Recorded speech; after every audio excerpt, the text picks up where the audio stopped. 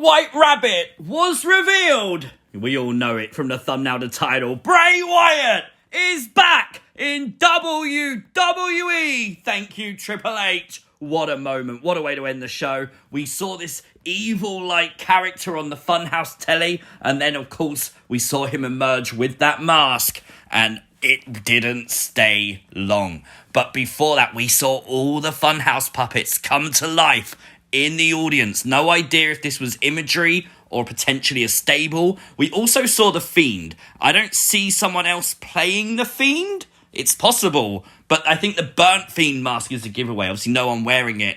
I think this was just signs of his past lives as we introduced Wyatt 6, the 6th incarnation of Bray Wyatt. We also saw the puppets. R.I.P. the puppets. They all look like they've gone and died. Oh, awful tragedy to humanity that. I can't stand to look at it any longer, but the door was there. The light started shining. The door opened, and all we saw was a lantern. How freaking cool was this imagery, man? Honestly, amazing. As Bray Wyatt emerged, I saw on social media a lot of people giving up hope. I saw, obviously, we waited till right at the end of the show. I think it was the right choice. I think it would have overshadowed everything else WWE had planned. They threw everything at this. There was White Rabbits literally meeting people at the show tonight. WWE made sure they showed you that during the actual Extreme Rules broadcast as well, which I thought was really, really cool. They gave out crosswords, word searches, which actually found abandon all hope, ye who enter here. Of course, enter in Extreme Rules. Basically a play on the sign that we saw on the Firefly Funhouse door. They gave out posters as well saying it. They knew. We knew what was happening, and it happened. I'm so happy. Don't forget you can still buy White Rabbit merch. I'm sure by the time this video goes out, Bray Wyatt merch will be available too. They actually sold White Rabbit masks at the venue tonight as well, which I thought was quite cool. In the style of the Wyatt family sheet mask, which even better. I mean, these aren't on WWE Shop yet, I don't think. They might be by the end of the show, who knows. But of course, they kept showing you the White Rabbit, and the payoff was worth it. Welcome home, Bray Wyatt. Welcome back to the WWE. We still don't know his intentions, so we're going to have to wait and see on Monday Night Raw. I cannot wait. But this is things you might have missed as we review WWE Extreme Rules. Hit the like button, and if you are new to the channel, hit the subscribe button too. It was indeed the fight pit in the main event of Extreme Rules tonight. Seth Rollins rocking an RVD-inspired entrance jacket thing, which I thought was really cool. Looked really great. I did feel sorry for Seth and Riddle, though, because it was the end. I think people were growing impatient. They wanted the reveal. There was multiple chants of "We want Wyatt." Kind of took away a little bit from the match itself. The ending seemed a little bit rushed, with a tap out being very quick as well. Kind of feel like they ran out of time a little bit. You saw as Riddle was leaving that the lights went out, the crowd went crazy. They all disappeared, obviously. And I think they did just run out of time. But what a moment when those lights went out, right? Seeing and watching the crowd's Fireflies as Bray Wyatt sang he's got the whole world in his hands. Perfect. Absolute perfect way to bring him back. The hype was real. Now, of course, I got to give props to this dude. He's going for the Limbo Championship next year. He's practicing as Edge made his entrance. Look at it. Love that. This I Quit match, though, man, for me, this was match of the night. Really, really well done. Edge and Finn Balor left it all in the ring. We actually saw Rey and Dominic finally get physical as Dominic laid his hands on his father. Rhea handcuffing Edge to the top rope.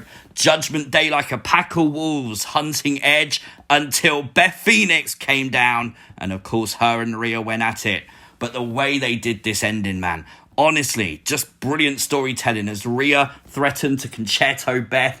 Edge literally being forced at that point to say the immortal words, "I quit." And then Rhea hit Beth anyway. Oh my God, dastardly heel move.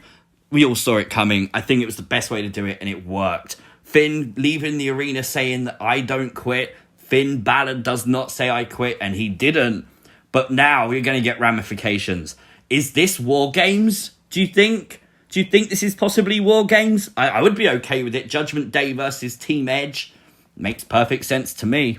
The opening match saw the Brawling Brutes defeat Imperium. I think Sheamus really did need this win, to be fair. They pinned Giovanni Vinci, keeping Gunther strong. I love the fact they played off a SmackDown with the tap out as well. Really nice touch there by WWE, having Sheamus look dominant again. One major thing to note, though, this match was literally brutal, but they actually broke the LED barricade. I think that's the first time we've seen it break, and it still worked, which I thought was pretty impressive. WWE's got some heavy-duty LEDs there because, I mean, static and stuff, that would have broken in a heartbeat, right? But it was Sheamus putting Gunther through an announce table.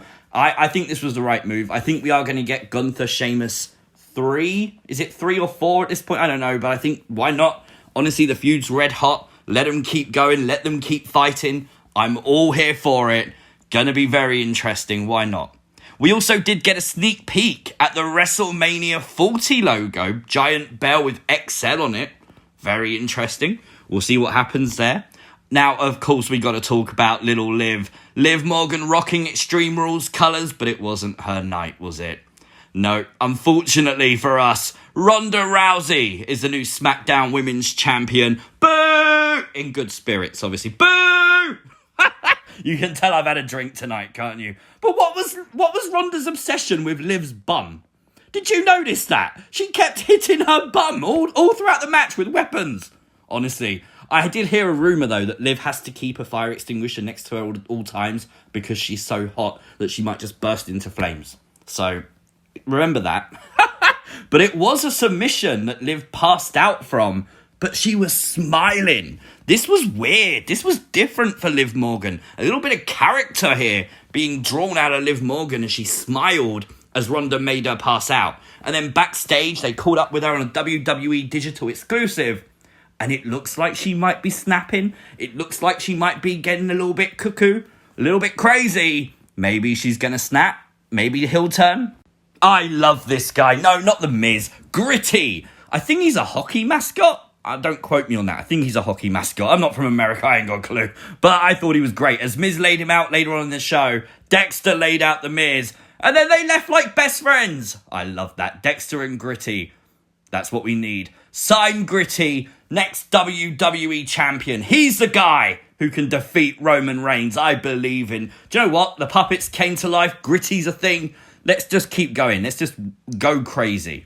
Talking of going crazy, I love Cross's entrance, man. Cross and Scarlett's first pay-per-view entrance, I think. Pretty cool. And of course, the strap match was brutal. Very slow, but brutal. I love the ending as Scarlett Bordeaux looked Drew McIntyre in the eye. No fire this time. It's been replaced by pepper spray. I also love the fact that commentary said, oh, Corey Graves got hold of it, confirming it was pepper spray. So if you are a fan, you don't know what's in it. You know, I don't think it was real pepper spray, but there was a lot of it used. So I hope it wasn't. Drew was selling it really well. Maybe it was real. I don't know. But Cross was victorious. I think we all knew this was happening. Building up Cross seems to be the way to go right now. Drew's just had a shot at Roman. There's nowhere for him to go upwards. So it makes perfect sense. NXT champion Bron Breakker was at ringside for the main event, and earlier on in the night we saw Nikita Lyons there as well. I thought that was a good touch to kind of show off some NXT talent at a WWE pay-per-view. Maybe you're going to go and check out NXT now. We saw Bianca Belair retain the Raw Women's Championship, and I did see a lot of criticism online of the botchy kind of moves in this match, obviously with the ladder, the double KOD. I would just say, remember, there was a lot of spots in this match that Bayley and Bianca looked awful in. Like that shot to the ladder, the ladder looked like it was meant to break. The ending was great. I think they was genuinely banged up, and that's probably the reason it looked a little bit botchy. But honestly, first women's ladder match delivered for me. I thought it was a really good match. Honestly, this entire card was good. But no Alexa, no Asuka selling the injury. I know Alexa posted that she had injured her finger. Maybe she's off for a while. I don't know. We will see. Finn Balor obviously did rock this new mask. He's definitely raided Karrion Kross's wardrobe, hasn't he? I don't know, mate. Do you know what? It doesn't look too bad. I will give him that. It doesn't look too bad. Honestly, though, Extreme Rules, 10 out of 10. Bray Wyatt is back. And that's all that matters. Raw can't come soon enough. Let me know your thoughts in the comment section down below. If you are new to the channel, make sure you hit the subscribe button. There is another video up on the channel I recorded as things were happening, which, honestly, I might have dropped my phone during it as well. Like, share, subscribe. Peace!